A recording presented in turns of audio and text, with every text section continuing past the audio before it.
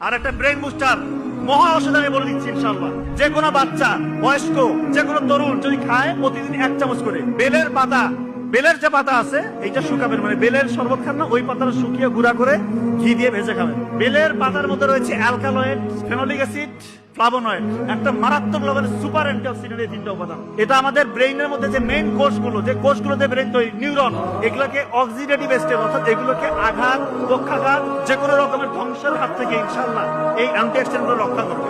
এবং বেলের পাতার মধ্যে রয়েছে বিটা ক্যারোটিন এবং ভিটামিন সি, এটা আমাদের নিউরনকে পুষ্টি যোগাবে। এবং সব থেকে যে মানে মারাত্মক কাজটা করে সেটা হচ্ছে সিনাপসিস প্রক্রিয়াটাকে সচল করে, অর্থাৎ নতুন নতুন তথ্য আপনি সুন্দর মতো শিখতে পারবেন। এবং ঘিয়ের মধ্যে রয়েছে omega 3 fatty acid, omega 3 fatty acid এবং vitamin A, D, E, K.